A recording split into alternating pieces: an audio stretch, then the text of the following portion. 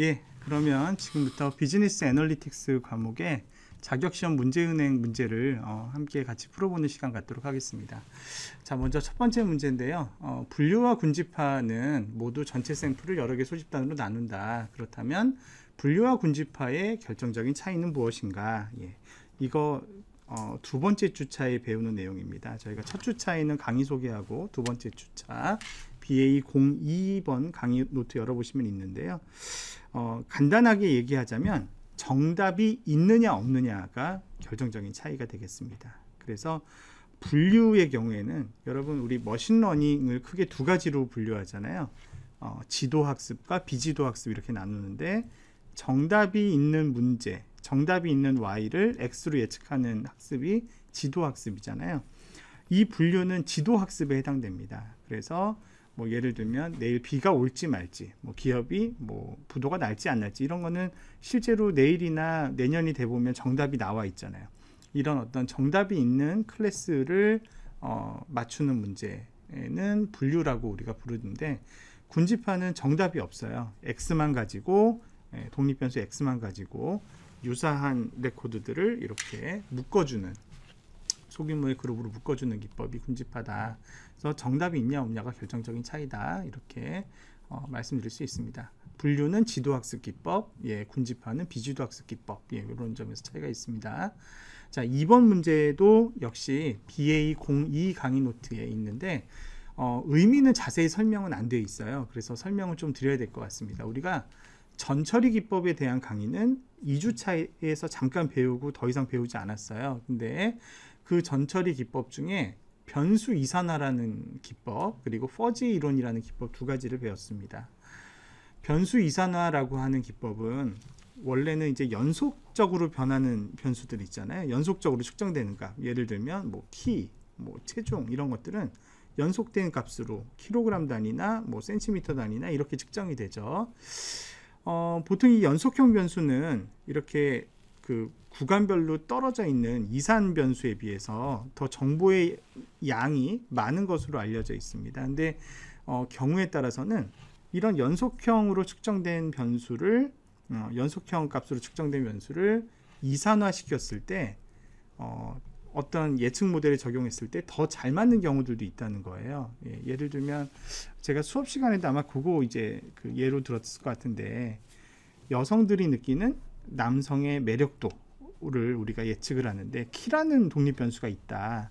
만약에 그렇게 가정을 한다면 키를 그냥 어떤 실제 그 키 얼마나 큰지 센티미터 단위로 측정된 키를 넣을 수도 있겠지만, 사람들이 키가 만약에 뭐 2m보다 훨씬 넘거나 너무 크면 오히려 또 비호감을 가질 수도 있잖아요. 그래서 예를 들면 키를 구간화해서 사람들이 가장 좋아하는 키의 구간을 뭐 1등급, 그 다음 구간을 2등급, 3등급 이렇게 등급화하게 되면 원래는 센티미터 단위로 연속적으로 변하는 모든 값들이 다 들어있는 것보다 사실은 정보의 로스가 생긴 거죠. 사실은 인포메이션 로스가 돼야 맞는데, 실제로 어떤 뭐 매력도라고 하는 종속 변수를 예측을 할 때는 연속형 변수 그대로 넣는 것보다 오히려 그렇게 적절한 구간에 따라 구간화된 이산화된 변수를 넣으면 예측 정확도가 더 높아지는 경우도 있다. 그게 이제 여기서 얘기하는 인포메이션 개인 효과를 누리게 되는 경우입니다. 그래서 이거 이제 많이 쓰는 데 중에 하나가 주가 예측하는 거예요. 주식시장 방향 예측할 때 여러 가지 테크니컬한 지표를 그쪽에서는 참고하는데, 어떤 지표가 어느 구간 안에 있을 때는 의미가 있는데 그 구간을 벗어나면 의미가 없고 뭐 이런 경우들이 있어요. 그쪽에서 다루는 지표들 중에는. 그럴 때 그 구간 안에 있느냐 없느냐, 그걸 이제 0, 1 이렇게 변환할 수도 있습니다. 그러면 사실 연속으로 변하는 값을 0, 1 둘 중에 하나로 바꿔놨으면 인포메이션 로스죠 원래는. 근데 어떤 예측 모델에 적용을 해보면 차라리 0, 1로 만들어 놓은 변수가 훨씬 더 설명력이 있을 때가 있다. 즉 그걸 그 0, 1의 구간을 통해서 뭘 기준으로 0, 1을 나눴느냐의 구간을 통해서 인포메이션 게인을 얻게 되는 케이스라고 할 수 있습니다. 퍼지 이론은 이런 거예요. 예를 들어서 온도다, 기온이 있다, 라고 했을 때 실제로 이제 기계가 측정할 수 있는 온도라고 하는 거는 퍼지한 건 아니죠. 오히려 퍼지한 게 아니라 뭐 이렇게 정확한 프리사이즈한 측정 값을 기계는 측정할 수 있습니다. 센서는. 그런데 사람들은 보통 기온을 오늘 날씨가 26도 같아 이렇게 얘기하지 않잖아요. 오늘 날씨는 살짝 추운데, 오늘 날씨는 뭐 더운데, 이렇게 우리는 표현을 할 때 굉장히 퍼지하게 표현을 하죠. 그래서 퍼지 이론에서는 이렇게 정량적으로 측정된 프리사이즈한 값을 퍼지한 상태의 여러 개의 변수 값으로 변환을 시키는 겁니다. 그래서 예를 들어서 25도라는 온도가 있다. 25도는 예를 들어서 덥다의 정도를 0에서 1 사이로 표현한다면 25도를 100명 중에 몇 명이나 덥다고 느낄까요? 예를 들어서 25도를 덥다고 느끼는 사람은 100명 중에 한 30명쯤 될 것 같다. 뭐 아니면 40명쯤 될 것 같다. 그러면 25도라는 온도는 0.4 덥다. 이렇게 표현하는 겁니다. 25도를 춥다라고 생각하는 사람은 훨씬 더 적겠죠. 예를 들어서 15명 정도가 춥다고 한다 그러면 25도라는 온도는 뭐 15%라고 0.15 춥다 이런 식으로. 그렇게 되면 원래는 온도라고 하는 1차원 변수인데 딱 하나의 측정값인데 그게 예를 들면 뭐 0.4 덥다, 0.15 춥다, 뭐 0.1 매우 덥다, 뭐 0.7 적절하다 등등등등 여러 개의 차원으로 나눠질 수 있잖아요. 하나로 측정된 온도란 변수가 예를 들면 7개, 8개의 변수로 개수가 늘어날 수가 있고, 그때 이제 나타낸 그 정도의 값은 사람들에게 훨씬 더 다가올 수 있는, 사람들이 인지하는 거와 더 유관한 그런 변수가 되기 때문에 그럴 경우에 인포메이션 개인 효과를 가져올 수 있다는 것입니다. 그래서 퍼지나 이산화 같은 전처리 기법을 적절하게 잘 쓰면 정보의 이득 효과를 가져와서 분류 예측 모형의 정확도를 높일 수 있다라는 것이 이번 문제의 내용입니다. 자, 3번에서는 2분류 하는 거요. 0 또는 1 예측하는 거죠. 학습용 데이터 준비할 때 왜 두 집단 간의 비중을 가급적 1대1로 준비를 해야 되는가, 혹은 1대1에 가깝게 준비해야 되는가 이유를 묻고 있는데요. 우리가 학습을 할 때 예를 들면 특히 인공신경망 같은 이론 같은 경우에는 샘플 한 건 한 건에 대해서 모형을 최적화하면서 학습을 하잖아요. 그런데 예를 들어서 특정 집단의 비중이 압도적으로 높다 그래 버리면 학습이 그 클래스만 잘 예측하게끔 왜곡이 될 수가 있습니다. 예를 들어서 전체 데이터의 예를 들면 뭐 이런 거죠. 부도 예측을 할 때 그냥 특별히 저렇게 전처리를 하지 않고 있는 데이터를 그대로 사용하게 되면 실제로 은행권의 부도 비율은 3% 정도밖에 안 된다고 합니다. 그러면 전체 97%의 데이터는 정상이고 단지 3%의 데이터만 부도인데, 이거를 특별하게 처리를 안 해주고 모형을 학습시켜 버리면 모형은 판별할 노력을 전혀 하지 않고 그냥 정상 이렇게 내버리는 거예요. 왜냐하면 그렇게 얘기해도 몇 프로를 맞출 수 있어요. 97%를 맞출 수 있기 때문에 그렇습니다. 그러면 나머지 3%를 그냥 무시해버리는 전략으로 학습이 왜곡될 수 있기 때문에 우리는 그 3%를 잘 찾아내는 게 중요하잖아요. 그러면 내가 97만큼의 데이터, 정상 데이터를 갖고 있다고 하더라도 그걸 다 쓰는 게 아니라 그 중에 3%에 해당하는 데이터만 랜덤 샘플링을 해서 기존에 있던 부도난 데이터 3%, 부도 안 난 데이터 중에 랜덤 샘플링한 3%를 1대1로 페어 매칭해서 모델을 만들어야 왜곡이 없이 공정하게 양쪽을 예측할 수 있는 모델을 만들 수 있다라는 게 1대1로 맞춰야 되는 이유입니다. 그리고 또 데이터를 준비할 때 내가 전체 가진 데이터가 100이라고 해도 그 100을 다 학습에 쓰지 않는다고 했습니다. 내가 100을 갖고 있다고 해도 그 중에 70%에서 80% 정도만 보통 학습용 데이터로 사용하고 나머지 20이나 30에 해당되는 데이터는 검증용으로 따로 이렇게 빼놓는다 이렇게 말씀을 드렸는데, 그렇게 해야 되는 이유는 사실은 요 4번 문제하고도 좀 관련이 있어요. 자, 4번 문제 같이 연달아서 잠깐 같이 이어서 설명하면, 자, 다음날의 주가지수 예측하는 모형 A와 B가 있는데 A는 과거를 98% 맞추는데 미래는 70%밖에 못 맞춰요. B는 과거는 83% 맞췄는데 미래는 78%를 맞춰요. 그러면 어느 게 더 잘 구축된 모형이에요? B가 더 잘 구축된 모형이죠. 왜냐하면 우리가 모형을 구축하는 목적이 뭡니까? 미래를 더 잘 예측하기 위한 거잖아요. 미래를 더 잘 예측하는 모델은 B니까 우리가 B가 더 잘 구축된 모형이라고 할 수 있겠죠. 근데 A 모형 같은 경우에 좀 이상하죠. 과거를 훨씬 잘 맞추는데 거의 100%에 가깝게 맞추는데 왜 미래를 이렇게 못 맞추냐? 이유가 있습니다. 우리가 이런 현상을 뭐라고 부르냐면 과적합화, 영어로 오버피팅 이렇게 부른다고 했습니다. 과거 데이터를 너무 잘 맞추려다 보면 모형의 일반성을 잃게 되고, 어떤 너무 스페시픽한 데이터를 너무 잘 맞추려다 보면 모형의 일반성을 잃어서 이런 전반적인 미래에 대한 예측 정확도가 떨어지는 현상이 발생하게 되는데, 그거를 우리가 과적합이라고 하죠. 근데 모형이 과적합이 됐는지 안 됐는지를 확인하려면 이렇게 미래 데이터에 적용을 해봐야지 이게 과적합 됐구나, 버려야겠구나, 이걸 알 수가 있는데, 타임머신이 없는 이상 미래를 가볼 수가 없잖아요. 그렇기 때문에 그 대안으로 나온 방법이, 내가 데이터를 100을 갖고 있다고 해도 그 100을 다 쓰지 않는 거예요. 내가 과거 데이터 100을 갖고 있지만 그 중에 70에서 80만 보유하고 있다 치고 나머지 20에서 30에 해당되는 데이터를 없다 손치는 겁니다. 즉 그걸 뭘로 간주하는 거예요? 미래 데이터로 간주하는 거예요. 그래서 없다 손치고 미래 데이터로 간주해서 우리가 검증용 데이터에서도 과연 좋은 성과를 보이는지를 확인을 해서 오버피팅이 됐는지 안 됐는지를 확인해야 된다. 그래서 3번 문제에서 아까 학습용 데이터, 검증용 데이터를 구분해야 되는 이유는 오버피팅 여부를 확인하기 위해서입니다. 오버피팅 여부를 확인하기 위해서이고, 통상 두 종류의 데이터는 8:2나 7:3의 비율로 준비를 합니다. 4번 문제의 경우 모형 B가 더 잘 구축된 모형인데, 모형 A와 같은 현상이 발생하는 이유는 과적합화 때문이다라고 얘기하셔야 되고, 이거를 극복하기 위해서는 이렇게 데이터셋을 학습용과 검증용으로 나누어서 검증용 데이터로 오버피팅이 발생했는지를 확인해야 된다라고 하셔야 합니다. 자, 5번 문제입니다. 여러 가지 통계 분석들을 우리가 배웠어요. 카이 제곱 검정, 그 다음에 독립표본 T 검정, 대응표본 T 검정, 이론 배치 분산 분석 등을 배웠는데, 요거는 이제 다 공통적으로 어떤 특징이 있냐면, 두 변수 사이에 통계적으로 유의하게 얽혀 있는지 아닌지, 유의한 관계가 있는지 없는지를 검증할 때 쓰는 방법들이에요. 그런데 이 두 변수가 어떤 특징이냐에 따라서 요걸 써야 될지, 요걸 써야 될지, 요걸 써야 될지, 요걸 써야 될지가 다 달라질 수가 있다라고 배웠습니다. 자, 요거와 관련된 내용이 어디에 있냐? 우리 BA 강의 노트 쭉 보시면 BA 03번이 있고요. BA 03번의 슬라이드 중에 23번부터 우리가 보시면, 자, 좀 맞추겠습니다.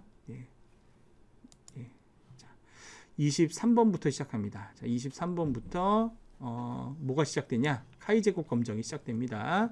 자, 카이 제곱 검정은 언제 쓰냐? 결혼 상태와 성별 사이에 유의한 관계가 있는지 없는지를 볼 때 썼어요. 결혼 상태라고 하는 것도 미혼, 기혼, 기타 이런 식으로 이산형 변수죠. 그렇죠? 이렇게 디스크리트하게 뭐 연속적으로 측정된 변하는 값이 아니잖아요. 상태를 나타내는 세 가지 상태의 이산형 변수입니다. 성별이라는 변수도 남성이라는 상태, 여성이라는 상태, 이렇게 두 개의 상태를 나타내는 이산형 변수입니다. 두 이산형 변수들 사이에 통계적으로 유의한 관계가 있는지 없는지를 볼 때는 무슨 검정? 카이 제곱 검정을 쓴다. 범주형이라 표현해도 되는 거. 범주형, 맞습니다. 그렇게 표현해도 동일합니다. 맞습니다. 저희 강의 노트에서는 근데 이산형이라고 표현했습니다. 같은 의미입니다. 뭐 범주형, 연속형, 이산형, 연속형 있는데, 두 변수가 둘 다 이산형일 때는 카이 제곱 검정을 쓴다. 자, 그렇다면 T 검정은 언제 쓰느냐? T 검정은 자, 요럴 때 씁니다. 요거 좀 넘어갈게요. T 검정은 자, 보면 남자와 여자 사이에 연령의 차이가 있는가? 즉, 남자와 여자는 성별이잖아요.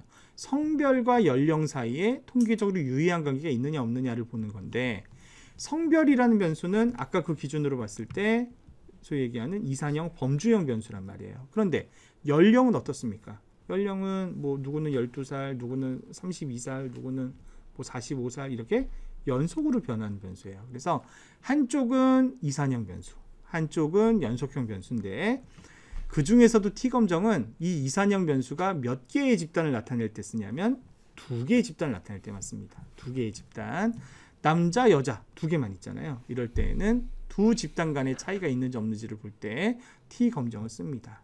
그 중에서도 독립표본 T 검정은 남자, 여자는 서로 완전히 독립인 집단이잖아요. 서로 연결된 하나의 표본으로부터 나온 측정값이 아니고 남자 집단 따로 여자 집단 따로잖아요. 이럴 땐 우리가 독립표본 T검정, 서로 독립된 두 집단에 대해서 각 집단별로 측정된 연속형 변수의 평균값에 차이가 있는지 없는지를 볼 때 쓰는 것이 독립표본 T검정이다. 이렇게 말씀드릴 수 있고요. 자, 그 다음에 대응표본 T검정도 있습니다. 자, 대응표본 T검정은 T검정이니까 일단은 아까처럼 한쪽은 이산형, 한쪽은 연속형. 근데 그 이산형은 몇 개 집단? 2개 집단. 요거까지 똑같습니다. 그런데 아까 독립표본은 그 2개의 집단이 서로 독립이었잖아요. 그런데 여기는 독립이 아닌 경우를 말해요. 예를 들면 어떤 회사에서 식이요법을 만들었는데 요법 전의 몸무게와 요법 후의 몸무게에 통계적으로 유의한 차이가 있는지 없는지를 보고 싶습니다. 이런 경우에 요법 전의 몸무게와 요법 후의 몸무게는 서로 연관이 되어 있나요? 안 되어 있나요? 당연히 되어 있죠. 요법 전에 체중이 많았던 사람은 아무리 식이요법을 잘해도 일단 베이스가 거기서부터 시작했기 때문에 변화된 값도 거기에 기초에서 나올 거예요. 그죠? 처음부터 날씬했던 사람들은 마찬가지겠죠. 날씬한 몸무게로 출발해서 식이요법의 결과가 나오게 됩니다. 애프터의 체중은 비포의 체중으로부터 유래되는 값이란 말이에요. 이 둘 사이는 독립이 절대 아니죠. 서로 이렇게 대응되는, 연결되는 관계에 있어요. 그래서 이럴 때 쓰는 것이 대응표본 T검정입니다. 대응표본 T검정은 대체로 비포 애프터의 차이를 볼 때 많이 사용이 된다. 자, 마지막으로 이런 배치 분산 분석이 있습니다. 아노바라고 하는데요. 이 아노바는 지금까지 T검정은 우리가 이산형과 연속형 사이의 관계를 봤는데 그 이산형이 몇 개의 집단이어야 했어요. 2개의 집단이어야 T검정을 적용했죠. 아노바는 3개 이상의 집단일 경우에 아노바를 사용할 수 있습니다. 3개 이상의 집단 간의 평균 차이가 통계적으로 유의한지 살펴볼 때 쓴다. 그래서 결론은 여기 나와 있는 39번 슬라이드가 전체적인 결론이에요. 두 변수 간의 통계적 유의성을 보려고 하는데 한쪽 변수가 이산형, 다른 쪽도 이산형, 둘 다 이산형일 때는 무슨 검정? 카이-제곱 검정. 예시도 들어주시면 좋겠습니다. 뭐 성별과 결혼 유무가 대표적인 예고. 한쪽은 이산형인데 다른 한쪽은 연속형. 근데 그 이산형이 2개 집단인데 서로 독립이면 독립표본 T검정. 얘는 남성과 여성의 연령 차이. 이산형, 연속형 똑같은데 이 이산형, 이 2개의 그룹이 서로 페어인 경우, before, after 이런 경우에 대응표본 T검정. 이산형이 3그룹 이상일 경우에는 1A 아노바를 쓴다. 자, 조합 중에 빠진 게 하나 있어요. 뭐가 있어요? 대상 변수 A도 연속형, 대상 변수 B도 연속형일 때는 무슨 분석을 써야 되느냐? 여기 안 나와 있지만 회귀 분석을 쓰면 됩니다. 예, 회귀 분석. 자, 그게 이제 5번 문제에서 이야기하는 묻고자 하는 내용이 되겠습니다. 자, 6번 넘어가 보겠습니다. 자, 6번. 다음은 대표적인 분류 기법들이다. 각 기법들의 원리를 간략히 설명하고 장단점을 약술하시오 이랬습니다. 이거는 어떻게 보면은 우리가 한 학기 동안 배웠던 전체 강의 노트를 이렇게 총괄하는 그런 문제가 되겠습니다. 로지스틱 회귀 분석은 BA04번 4주차 강의 노트에 있고요. 인공신경망은 BA05번 5주차 강의 노트에 있습니다. 사례 기반 추론은 BA06, 예, 의사결정 나무도 BA06에 있어요. SVM은 BA07 강의 노트에 있습니다. 자, 원리를 간략하게 설명하시오. 예, 로지스틱 회귀 분석은 일반적인 회귀 분석에 로지스틱 변환을 취한 그런 형태의 특수한 형태의 회귀 분석입니다. 로지스틱 변환을 굳이 하는 이유는 일반적인 회귀 분석은 y는 ax 플러스 b 형태로 되어 있어서 이 y값, 종속변수 y값이 플러스 무한대에서 마이너스 무한대까지 어떤 값이든 아무거나 가질 수 있습니다. 그런데 우리가 분류를 하려면, 특히 이제 이분류를 하려면 y값이 반드시 0에서 1 사이의 값을 가져야 되죠. 그래서 이 무한대에서 마이너스 무한대까지 어떤 값이든 가질 수 있는 y를 0에서 1 사이로 제한시키기 위해서 로지스틱 변환을 취합니다. y에. 그게 이제 로지스틱 회귀 분석의 결과값이 되겠습니다. 그래서 로지스틱 회귀 분석으로부터 도출된 결과값은 일종의 확률처럼 0에서 1 사이로 해석을 하게 되죠. 로지스틱 회귀 분석은 기본적으로 회귀 분석에 기반하고 있고 통계 모델에 기반하고 있어서 모형이 굉장히 안정적입니다. 그리고 우리 통계 패키지 돌려보면 모형을 구축하는 데 걸리는 시간도 순식간이에요. 그리고 이 로지스틱 회귀 분석의 가장 큰 장점은 각각의 x들이 각각의 독립 변수들이 y에 어떤 방향으로 얼마의 크기로 영향을 미쳤는지를 다 확인할 수가 있어요. 그죠? 그래서 모형 안을 훤히 들여다볼 수 있다는 점에서 장점이 있습니다. 하지만 단점은 예측 정확도가 다소 떨어진다는 게 단점입니다. 왜냐하면 회귀 분석 자체가 로지스틱 변화를 취한다고 해도 기본이 어떤 관계를 가정해요? x와 y 사이에 선형 관계를 가정해요. x가 한 단위 늘어나면 y는 a치 계속 일정하게 늘어나는 관계를 가정하는데 우리가 살아가는 세상은 그렇게 선형 관계로 설명되는 게 아니란 말이죠. 훨씬 더 복잡다단한 비선형적인 관계가 있어서 로지스틱 회귀 분석의 단점은 예측 정확도가 다소 떨어진다는 게 단점입니다. 그걸 극복하기 위한 대안이 인공신경망 기법입니다. 인공신경망은 은닉층이라고 하는 걸 중간에 두어서 출력층, 입력층으로 들어온 x값이 바로 y에 산출되는 게 아니라 은닉층을 거쳐서 복잡다단한 은닉층을 거쳐서 y를 만들기에 설계되어 있기 때문에 이 세상에 존재하는 복잡다단한 비선형 관계를 담을 수 있어서 예측 정확도가 높다는 장점이 있습니다. 사실은 제가 수업 시간에 그것만 설명했어요. 인공신경망은 장점이 그거 하나밖에 없다고. 예, 그런데 최근에 제가 공부를 하면서 인공신경망의 장점이 하나 더 있다는 사실을 알게 됐습니다. 뭐냐면 인공신경망은 학습을 막 하잖아요. 그러면 일단 기존 데이터에 최적화된 웨이트가 나오잖아요. 그 상태에서 새로운 데이터가 발생에 따를 때 학습을 처음부터 다시 안 해도 됩니다. 새 데이터만 다시 넣어서 기존 웨이트부터 출발해서 기존 웨이트를 조금 더 수정할 수 있습니다. 그래서 데이터가 추가로 늘어날 때마다 매번 처음부터 다시 학습하지 않아도 된다는 점도 장점으로 꼽힙니다. 그래서 요새 딥러닝도 인공신경망의 일종인데 구글에서 새로운 딥러닝 모델 만들 때 자기네들의 강력한 컴퓨팅 파워로 학습한 모형의 결과도 같이 공유를 한대요. 그러면 국내에서 연구를 할 때는 구글이 학습해 놓은 데이터부터 출발하는 거래요. 그 모델의 최적화된 웨이트 값부터 출발해서 그거를 더 튜닝하는 연구를 하기 때문에 구글보다 조금 좋은 값을 금세 찾아낼 수가 있다고 알려져 있습니다. 인공신경망은 그런 점에서 장점이에요. 예. 방금 설명한 개념은 어려우시면 답안지 안 쓰셔도 돼요. 네. 어쨌거나 인공신경망의 가장 중요한 장점은 잘 맞는다예요. 비선형 패턴을 반영해서. 근데 단점도 엄청나게 많아요. 그죠? 예, 첫 번째 단점. 어떤 위험이 크죠? 과적합화의 위험이 굉장히 크다는 단점. 두 번째 단점 어떤 단점이 있습니까? 많은 데이터. 맞아요. 학습할 때 굉장히 많은 양의 데이터를 필요로 한다. 세 번째 어떤 단점 있죠? 설명이 어렵다. 맞아요. 블랙박스 시오리라고 비판하죠.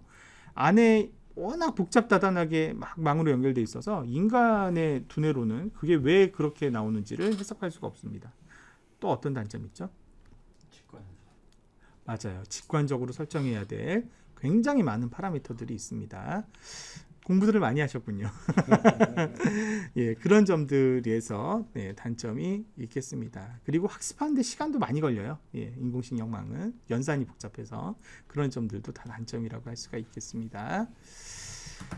예, 사례 기반 추론이라는 기법이 있죠. 예, 사례 기반 추론은 과거에 축적된 사례를 참조해서 현재 주어진 문제에 대한 해법을 찾는. 네, 근데 이제 그 원리는 현재 주어진 문제를 계량화해서 과거에 계량화된 문제와 얼마나 유사한지, 얼마나 가까운지를 참조해서 가장 가까운 이웃을 하나 또는 여러 개를 참조해서 그거를 종합해서 이제 미래에 대한 결과를 예측하는 기법이에요. 사례 기반 추론의 장점, 장점, 학습용 데이터가 극도로 부족해도 사례 기반 추론은 작동한다는 게 가장 큰 장점이에요. 그래서 이거는 가장 가까운 이웃을 찾아내는 기법이잖아요. 그래서 만약에 내가 학습용 데이터가 10개밖에 없다 그러면 10개 중에 가장 가까운 이웃을 찾아주고요. 100개면 100개 중에 가장 가까운 이웃을 찾아주고요. 1000개면 1000개 중에 가장 가까운 이웃을 찾습니다.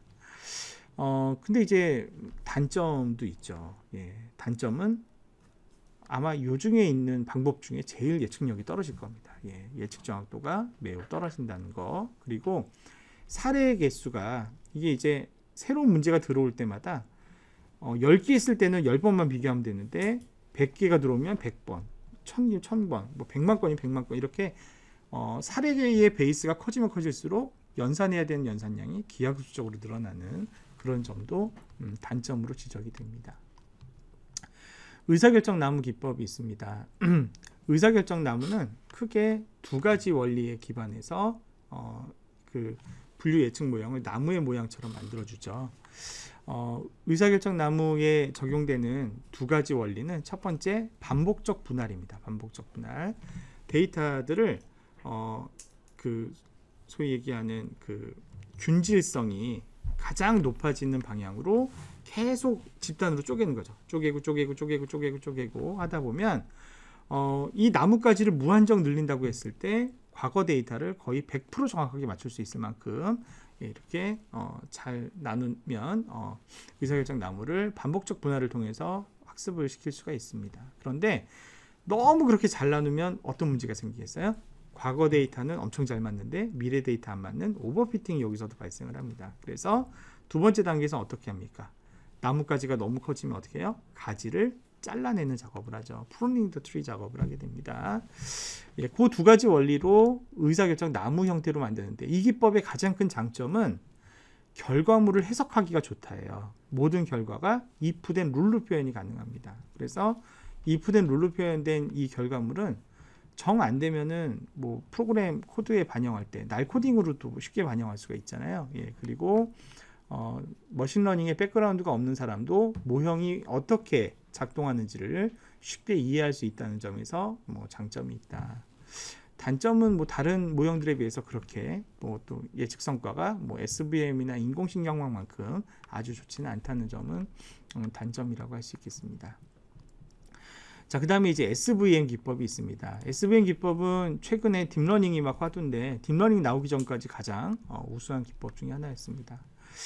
자, 7번 문제랑 연결지어서 요거 이제 설명할 수 있을 것 같고요. 자, 그렇기 때문에 요것도 강의 노트를 좀 띄어서 설명드리겠습니다. 요거는 7주차 강의 노트에 있습니다. 자, SVM은 러시아의 수학자가 개발한 방법이어서 수학적인 알고리즘이 좀 많이 들어가 있다 했는데 SVM을 구현하는 두 가지 이론적 토대가 있어요. 첫 번째 이론적 토대는 바로 Maximum Margin Classification입니다. 이게 뭐냐면, 자, 여기 빨간 점이 있고 여기 파란 점들이 있는데 어떤 직선 하나를 딱 그어서 빨간 점은 빨간 점끼리, 파란 점은 파란 점끼리 나눌 수 있는 방법은 무수히 많습니다. 이 무수히 많은 선들 중에 어떤 선을 가장 최적이라고 할 수 있겠느냐에 대해서 이 SVM을 제안한 뱀닉 등의 학자들은 이렇게 얘기를 한 거예요. 가장 경계에 있는 점에서부터 요 선에 떨어진 거리를 우리가 마진이라고 했을 때 이 마진이 이렇게 좁은 애들보다는 이렇게 마진이 큰 클래시파이어가 얘보다는 얘가 더 우수하다고 평가할 수 있다라고 정의를 한 거죠. 마진이 크다는 얘기는 경계선으로부터 더 멀리, 경계선을 더 멀리서 구분지어 준다는 의미가 되잖아요. 그래서 SVM의 첫 번째 이론적 토대는 바로 이 Maximum Margin Classification입니다. 두 집단을 구분하는 리니어한 세퍼레이터와 이 경계에 있는 점 상의 거리를 최대화하는 것이 가장 훌륭한 효과적인 클래시파이어다라는 논리가 Maximum Margin Classification입니다. 그래서 요거가 이제 클래시파이어고요. 요렇게 그 맥시멈 마진의 기준이 되는 요 경계에 있는 점, 이 점을 뭐라고 부른다? 서포트 벡터라고 불러요. 그래서 이 기법의 이름이 서포트 벡터 머신입니다.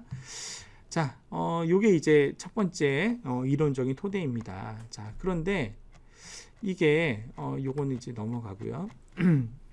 이것만 가지고는 모형이 조금 부족해요. 뭐가 부족하냐면, 자, 예를 들어서 여기 보면 1차원 선상에 빨간 점, 파란 점 있습니다. 이거를 선형식 하나를 딱 그어서 이렇게 빨간 점, 빨간 점끼리, 파란 점, 파란 점끼리 쉽게 나눌 수가 있죠. 이렇게 하나만 딱 그으면 되니까요. 선 하나 딱 나누면.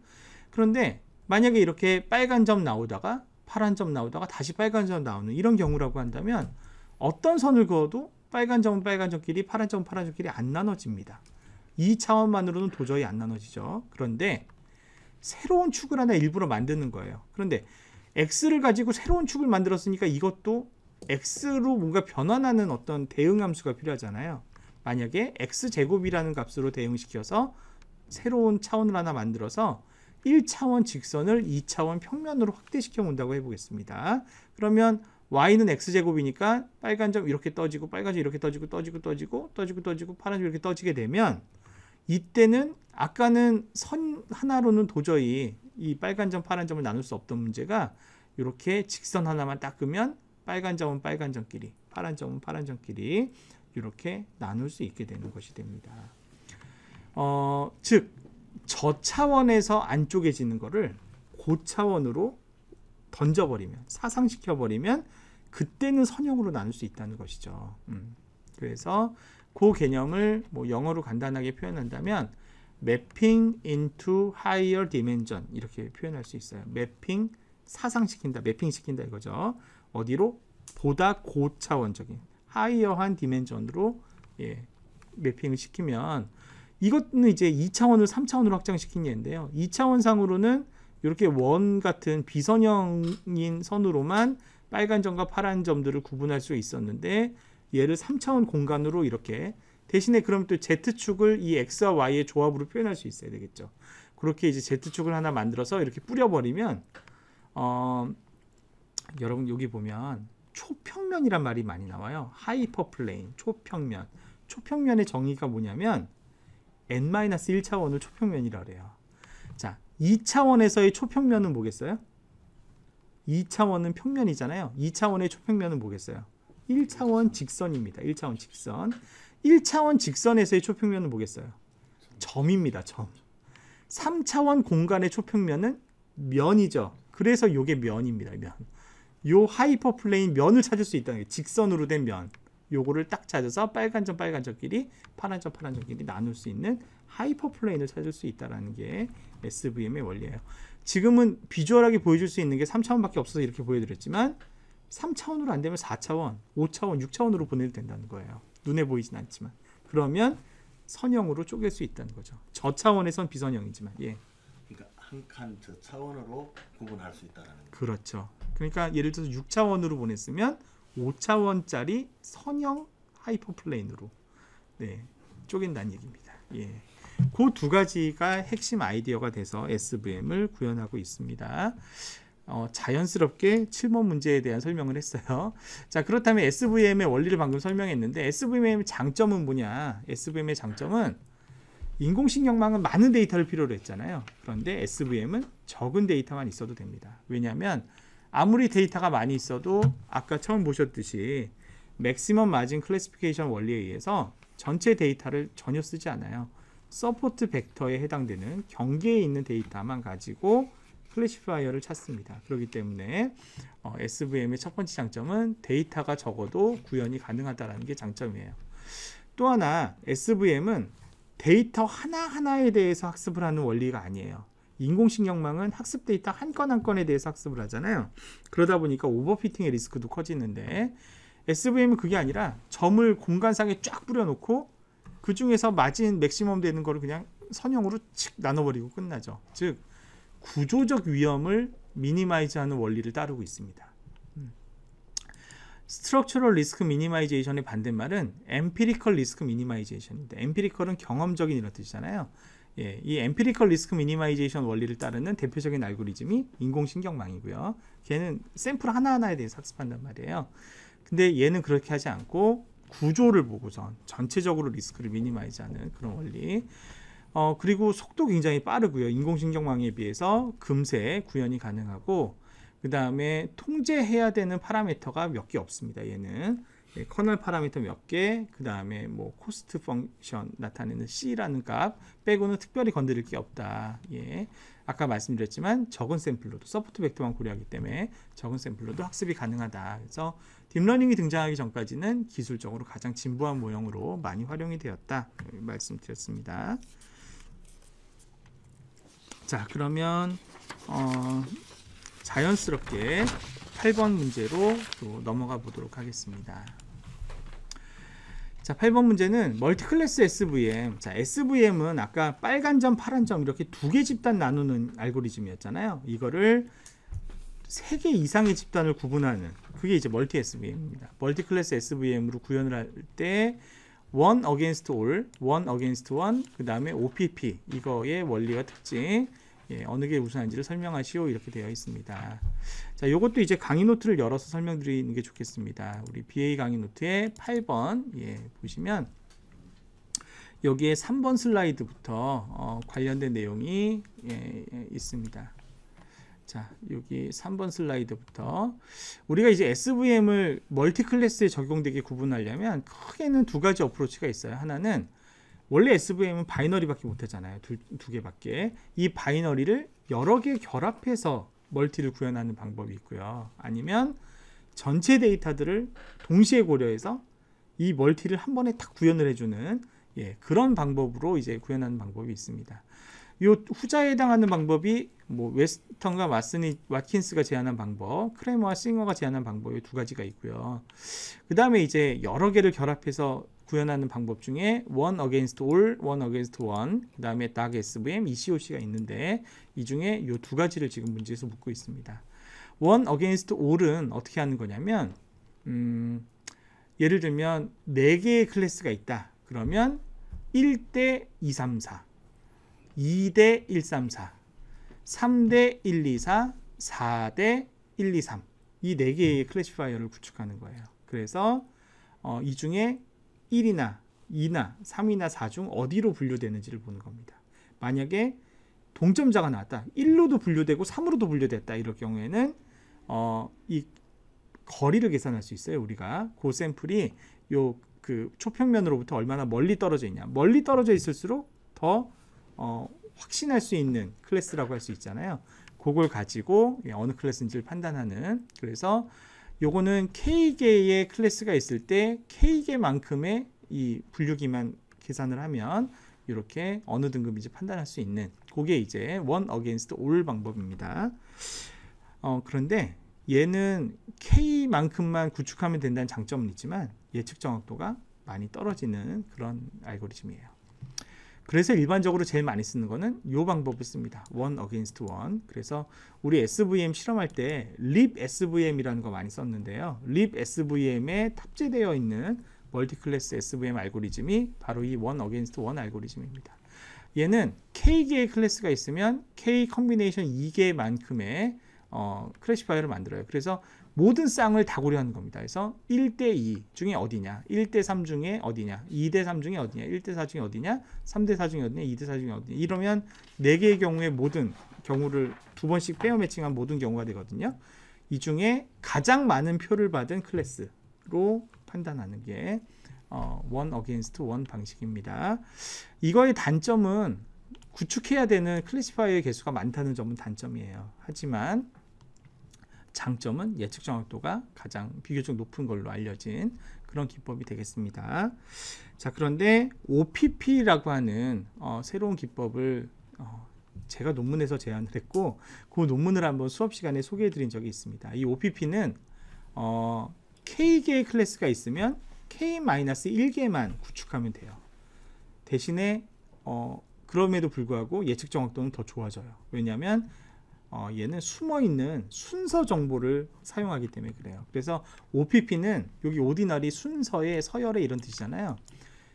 1등급, 2등급, 3등급, 4등급 이런 것처럼 서열이 있는 순서가 정해진 그런 멀티클래스 데이터에만 적용이 가능합니다. 그래서 저는 이 모형을 채권 등급 예측에 적용을 했었죠. 옛날에. 자, 그래서 이 오디널 멀티클래스 SVM은 크게 이제 4가지 유형이 있는데요. 하나는 one against the next의 모델이냐 아니면 one against followers 모델이냐가 있고 그 다음에 이거를 전방향으로 섞느냐 백방향으로 섞느냐에 따라서 4가지 조합이 있을 수 있습니다. 그래서 먼저 one versus followers는 제일 처음에 이걸 forward로 한다면 제일 처음에 1대 2, 3, 4를 나눠요. 그래서 1에 해당되는지 안 되는지를 봅니다. 1에 해당되면 1 띄어내고 끝이에요. 만약에 2, 3, 4에 해당됐다 그러면 2대 3, 4 이거를 두 번째로 나눕니다. 그래서 2등급을 뜯어내요. 마지막으로 3대 4 해서 3 뜯어내고 4 뜯어내고 이게 one vs followers의 forward 방식이에요. one vs followers의 backward는 4대 1, 2, 3을 제일 먼저 해요. 그래서 4를 뜯어내요. 거꾸로 뜯어내는 겁니다. 그 다음에는 3대 1, 2 해서 3을 뜯어내고 1, 2를 남기고 그 다음에 1대 2를 마지막으로 적용해서 2 뜯어내고 1 뜯어내고 그러니까 백워드죠, 방향이. 이게 one vs followers의 백워드 모델이에요. one vs the next의 forward 모델은 2, 3, 4가 아니라 그냥 바로 옆에 있는 2만 보는 거예요. 1대 2 해서 1인지를 뜯어내고, 그 다음에 2대 3 적용해서 2를 뜯어내고, 3대 4 적용해서 3 뜯어내고 4 뜯어내는 방식. one vs the next의 백워드는 4대 3 해서 4 뜯어내고, 그 다음에 2대 3 해서 3 뜯어내고, 1대 2 해서 2 뜯어내고 1 뜯어내고 거꾸로 뜯어내는 요런 이제 네 가지 타입의 모델을 제안을 했습니다. 그래서 요걸 이제 적용을 해보면 SVM의 경우 대부분의 경우는 one vs followers에서 더 좋은 성과를 보이고요. forward와 backward는 경우에 따라 다른 것 같고 그런 특징이 있습니다. 정확도 측면에서 서열이 있는 데이터인 경우에는 여기서 제안한 OPP를 적용한 멀티클래스 SVM, 오디날 멀티클래스가 가장 좋은 성과를 보였습니다. 엠피리컬 실험 결과. 예, 두 번째로는 one against one 방식, 아까 K 컨비네이션 2개만큼 쓴다는 제일 성능이 안 좋은 게 one against all 방식이었다. 이렇게 정리할 수 있겠습니다. 그래서 관련 내용 간단하게 살펴봤습니다. 자, 9번 문제 넘어가겠습니다. 9번 문제. 자, 우리가 여러 개의 모형을 결합해서 성과 확인하는 그런 기법들도 이제 배웠는데요. 자, 요것도 요 8주차 강의 노트 뒤에 가면 있어요. 예, 모형 결합과 관련해서 이렇게 있는데 서로 다른 성격의 방법으로 예측 모형을 만들어서 예측값이 나왔을 때 이걸 결합하는 방식에 요렇게 이제 뭐 세 가지 방식이 있다. 예. 네 가지 방식이 있다. 첫 번째, 심플 에버리지는 그냥 단순 평균 내버리는 거예요. 예를 들어서 0.56, 0.18, 0.74 나왔으면 이거 다 더해서 3분의 1, n분의 1 하는 방식이 심플 에버리지 방식이에요. 웨이티드 에버리지는 자, 만약에 로진 모델은 예측 정확도가 60%고 신경망은 70%고 SVM 80%다라고 하면 SVM 결과를 더 많이 쳐줘야 되는 거 아니겠어요? 상대적으로. 그래서 각자 모델이 보인 예측 정확도를 가중치로 곱해주는 겁니다. 가중치로. 그리고 이거 이제 0에서 1 사이 값으로 다시 노멀라이즈 하기 위해서 각각의 예측 정확도 값, 예, 이 개수로 사용했던 이거를 다 더해서 나눠주는 그런 식으로 가중평균을 하면 이게 웨이티드 에버리지 방식입니다. Selecting the best predictor는 이거 예측 정확도 고려하지 않고 가장 확신에 차서 예측 결과를 산출한 모델을 고르는 거예요.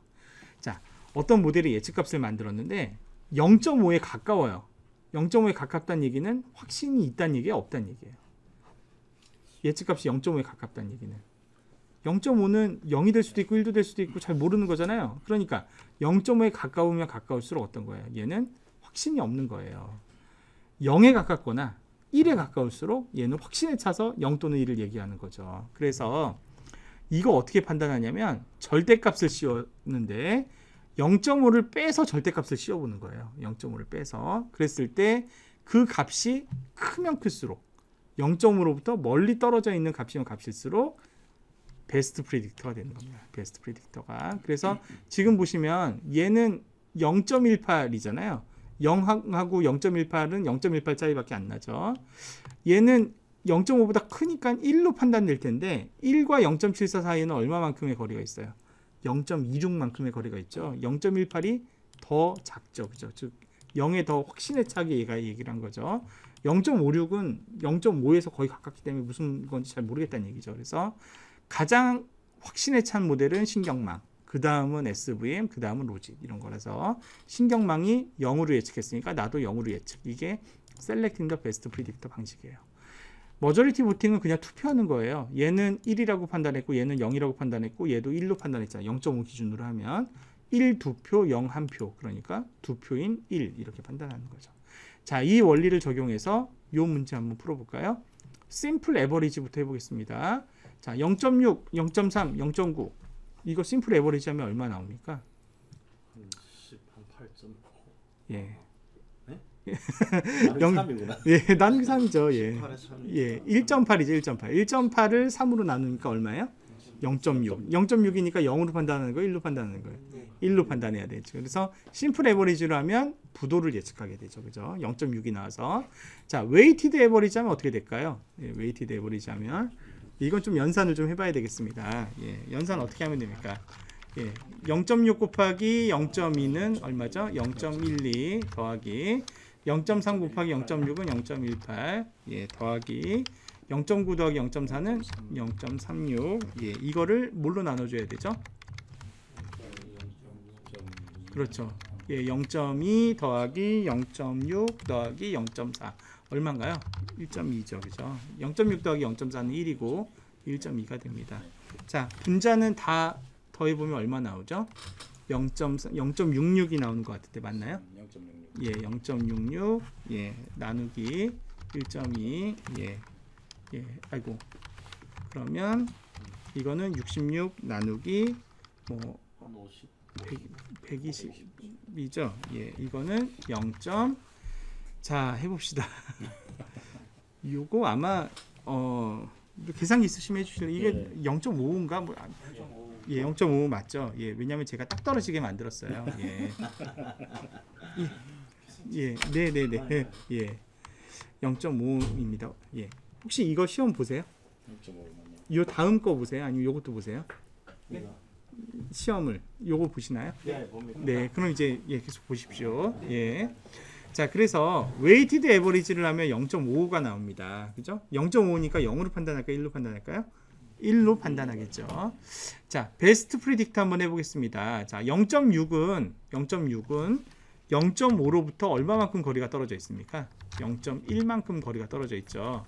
0.3은 0.5로부터 얼마만큼 거리가 떨어져 있죠?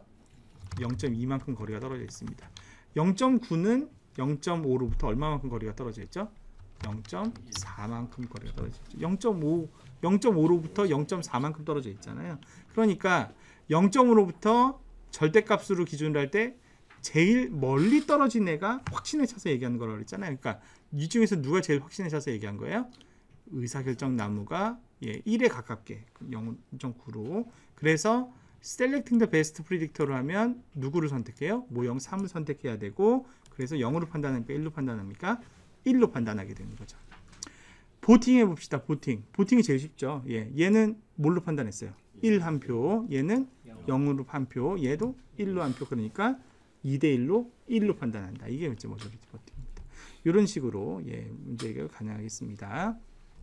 자, 10번 문제는 우리 이제 정수계획법, 뭐 선형계획법 이거 이제 기억하실 것 같습니다. 여기서 사용했던 내용이에요. 그 정수계획법 할 때는 시나리오를 읽고 이걸 모델링 하는 게 굉장히 중요하다 말씀드렸습니다. 자, 그래서 문제 한번 좀 읽어보는데요. 국민농장은 500에이커의 땅에 콩하고 옥수수를 재배합니다. 의사결정 문제가 왠지 콩하고 옥수수 두 개일 것 같죠. 콩은 하나를 심으면 한 에이커에서 10만 원의 이익이 나와요. 옥수수는 20만 원의 이익이 나온대요. 그런데 정부의 정책으로 인해서 콩은 200에이커 이상 안 심으려고 해요. 작물 재배에 동원할 수 있는 노동력은 총 1200시간인데 콩은 2시간 걸리고 하나 하는데 옥수수는 6시간 걸린다. 이럴 때 자, 여기서부터가 중요해요. 목적이 뭐예요? 이익을 최대화하는, 그러니까 이거는 최소화가 아니라 최대화 문제고요. 그 다음에 콩과 옥수수의 재배 계획. 그럼 재배 계획이라는 건 재배 면적이죠. 그래서 요걸 이제 모델링을 해야 되는데, 자, 예를 들어서 x1을 콩이라 썼네요. 예, 콩 재배 면적이라고 하겠습니다. x2는 예를 들어서 옥수수 재배 면적이라고 해보겠습니다. 자, 이 문제의 목적 함수는 맥스예요, 민이에요? 맥스죠. 뭘 맥스하는 거죠? 이익을 맥스하는 거죠. 근데 이익은 어떻게 구합니까? 콩은 재배 면적당 얼마씩 이익을 봐요? 10만원. 10만원 곱하기 x1 더하기 옥수수는 얼마죠? 20만원 곱하기 x2를 우리가 맥시마이즈 하는 거죠. 그런데 이거 뭐 제약이 없으면 한없이 맥시마이즈 할 수 있는데 왜 못하죠? subject to. 예, 뭐가 있어요? 제약 조건이 있는 거죠. 자, 첫 번째 제약 조건은 뭡니까? 어떤 제약이 있어요? 전체 면적의 제한이 있죠. 콩 재배 면적과 옥수수 재배 면적을 합치면 뭐보다 작거나 같아야 될까요? 예, 500에이커보다는 작거나 같아야 될 겁니다. 그죠? 왜냐하면 전체 면적이 500에이커니까요. 지금 500에이커보다는 작거나 같아야 됩니다. 자, 그 다음에 또 어떤 제약이 있죠? 정부의 정책으로 인하여 콩은 200에이커 이상 심지 않으려 한다. 그러니까 콩은 예, 뭐보다 작거나 같아야 돼요. 예. x1 콩은 뭐보다 작거나 같아야 된다. 200보다 작거나 같아야 되죠. 자, 그 다음에 노동력 제한도 있죠. 노동력이 총 1200시간밖에 없는데 콩은 하나당 얼마씩 들어가요? 예, 2시간씩 콩에 투입되는 시간, 그 다음에 6시간씩 옥수수에 투입되는 시간이 뭐보다 작아야 되겠어요? 1200시간보다 작거나 같아야 되고, 자, 마지막으로 뭘 넣어야 되죠? 재배 면적은 0보다 작을 수 있어요, 없어요? 없죠. 그래서 0보다 크거나 같아야 된다. 네. 이렇게 하면 되겠습니다. 예, 그래서 예, x1을 콩 재배 면적, x2를 옥수수 재배 면적이라고 했을 때 예, 목적 함수는 이렇게 되는 거고요. 예, 제약 조건은 이 네 가지를 만족해야 된다. 이렇게 정의할 수 있겠습니다. 자, 11번 문제 보겠습니다.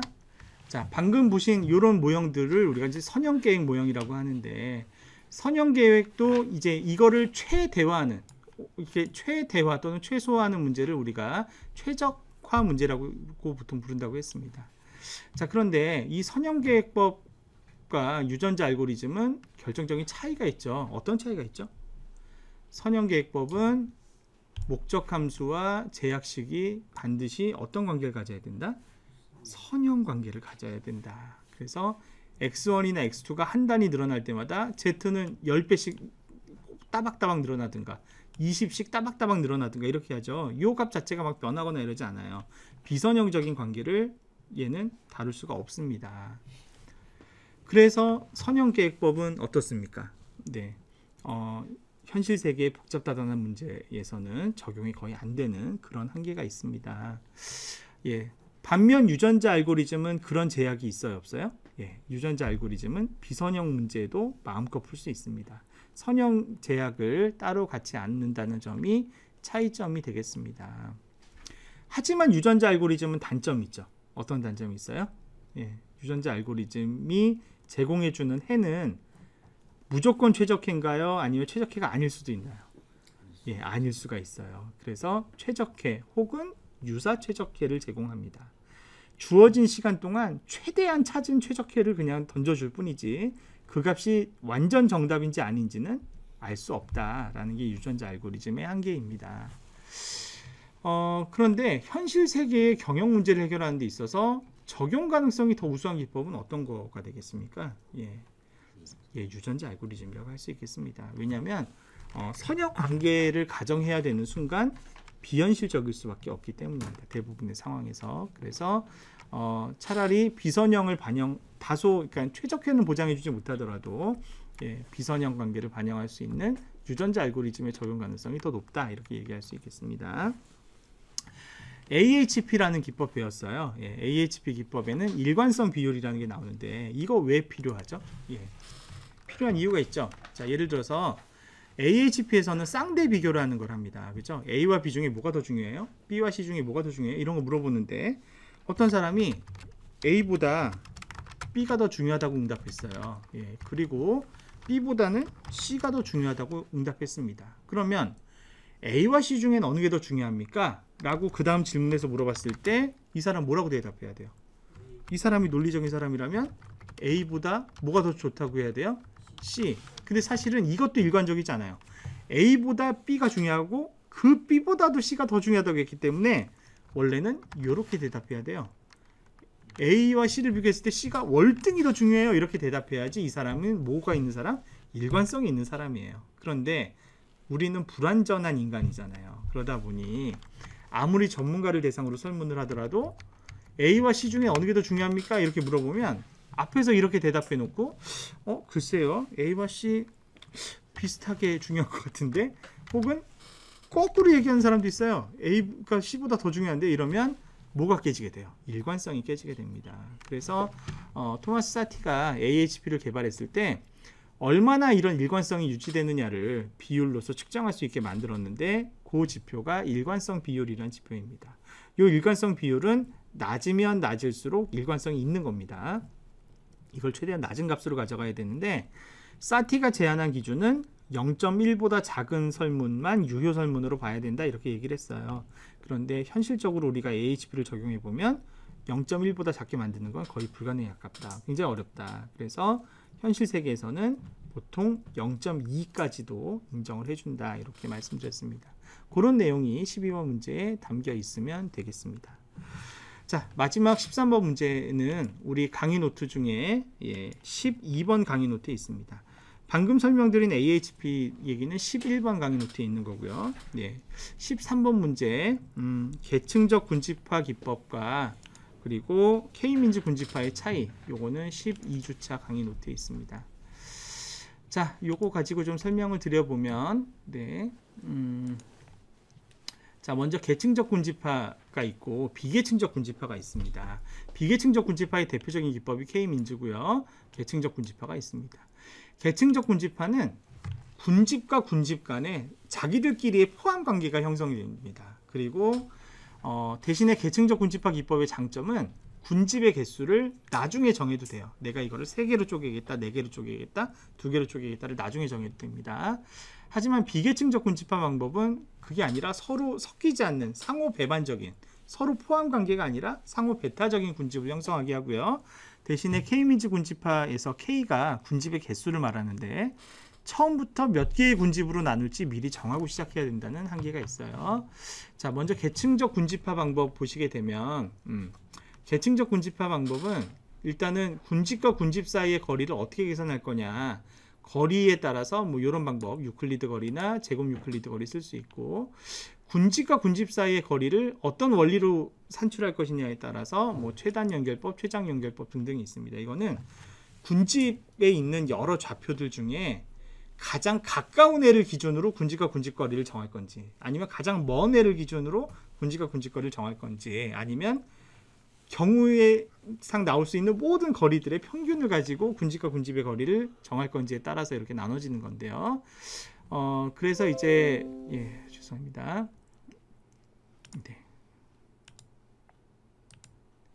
자, 그래서 뭐 최단 연결법 이용해서 이렇게 군집 연결하는, 그래서 제일 처음에 얘와 얘가 제일 가깝고, 그 다음에 얘와 얘가 가깝고, 그 다음에 얘와 얘가 가깝고, 그 다음에 얘와 얘가 가깝고, 이런 식으로 해서 하나하나 이렇게 단계별로 묶어나가는 겁니다. 그래서 아까도 얘기했지만 군집이 다른 군집에 이렇게 포함 관계가 되죠. 그죠? 그런 관계가 있고, 내가 이거를 2개 군집으로 쪼개고 싶으면 여기서 가위질하면 되고, 3개 군집으로 쪼개고 싶으면 이렇게 가위질하면 되고, 4개질을 하면 이렇게 5개 이렇게 됩니다. 답안지를 작성하실 때 이렇게 뭐 아주 구체적으로 쓰실 필요는 없고요. 뭐 예시를 보여주시는 건 괜찮을 것 같습니다. 이런 식으로 군집과 군집 사이에 포함 관계가 있고 군집의 개수를 나중에 정해도 된다. 뭐 이걸 이제 이런 그림으로 표현할 수는 있겠습니다. 자, 반면에 비계층적 군집화는 이렇지 않아요. 어떤 좌표가 쫙 뿌려져 있을 때 임의의 3개의 중심점을 잡아서 이 점들을 기준으로 가장 가까운 애들끼리 이렇게 묶고, 그러면 얘네들의 x값 다 더해서 n분의 1, 얘네들의 y값 다 더해서 n분의 1 하면 새로운 중심점이 나오죠. 새로운 중심점이 나와서 또 새로운 중심점을 기준으로 다시 이제 변화가 되는지를 보면 일부가 이렇게 소속이 바뀌어요. 그러면 다시 바뀐 걸 기준으로 해서 새로운 중심점 만들고 해서 이 작업을 더 이상 중심점이 변하지 않을 때까지 반복 수행하는 겁니다. 그러면 이렇게 집단을 정해진 개수에 따라 나눌 수가 있는 게 비계층적 군집화죠. 비계층적 군집은 얘가 얘 밑에 포함이 된다거나 뭐 이런 관계가 없습니다. 서로 상호 배타적으로 나누어진다는 점에서 특징이 있다, 이렇게 말씀드릴 수 있습니다. 긴 시간 수고 많으셨습니다. 그래서 이상으로 저희 기출문제 풀이를 마치도록 하겠습니다. 수고하셨습니다.